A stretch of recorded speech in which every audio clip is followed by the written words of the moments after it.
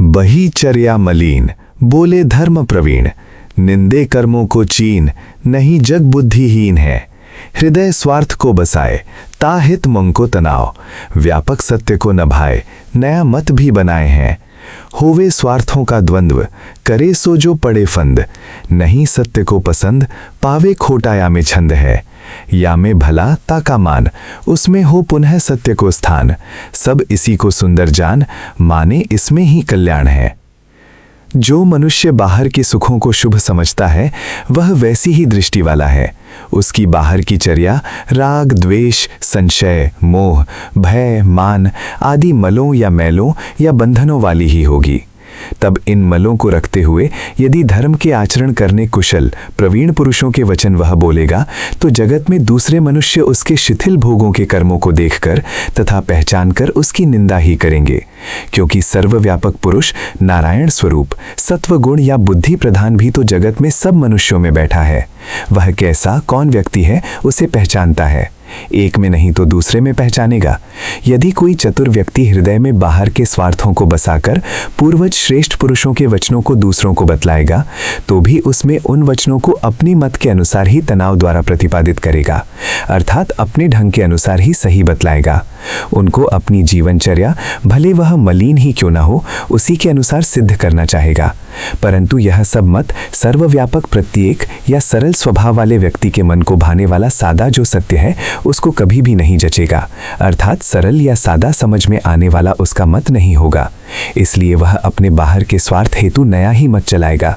सनातन या पुरानी परंपरा वाला इसमें कुछ भी नहीं होगा। सरल सादा मार्ग तो सबकी समझ में आराम से सही प्रतीत हो जाएगा। जब कोई मत नया जैसा ही रचाएगा तो इसमें खींचातानी के साथ स्वार्थों का ही द्वंद्व होगा। जहां दो का भाव हुआ वहां खटपट भी अवश्य होगी। उसमें आत्मा की शांति कहाँ? जो इन स्वार्थों के फंदे में पड़ेगा उसे दूसरों का खंडन और अपना मंडन अर्थात समर्थन करना ही पड़ेगा। परंतु यह सब सत्य को पसंद नहीं, सत्य के साथ मेल नहीं खाता, क्योंकि इसमें जगत के स्वार्थ का खोटा इरादा अर्थात खोटा अभिप्राय है। जगत के सुखों की चाहना के साथ जगत की उलझन सबको दिखती है। उलझन के साथ आत्मा का सुख और शांति कहाँ मिलने वाली है? इसलिए इन सब को खुली आंखों जगत में देखकर मनुष्य को चाहिए कि जिसमें उसका भला हो, अंतिम भला हो, उसी को माने, अर्थात उसी को मन में स्थान दे। उसी में ही सत्य का स्थान है, अर्थात सत्य भी वही समझा जाएगा, क्योंकि वही स्थिर या टिका रह सकता है। बिना बाहर के निमित्त के आत्मा की शांति और सुख को छोड़कर बना रहने वाला दूसरा कुछ भी नहीं है। इसलिए यही सत्य है। सदा रहने वाले को ही सत्य कहते हैं। फिर यही सबके मन को भी भाएगा, सुंदर लगेगा, क्योंकि इसमें कोई संघर्ष, वैर, विरोध आदि दूसरों को दुखी करने वाला नहीं है। और अंत में शिवरूप भी यही है। इसी में कल्याण माना जाएगा।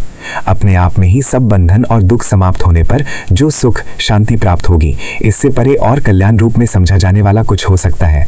इसलिए यही कल्याण या शिव स्वरूप माना जाएगा। शिव नाम सदा बने रहने वाले भले का है।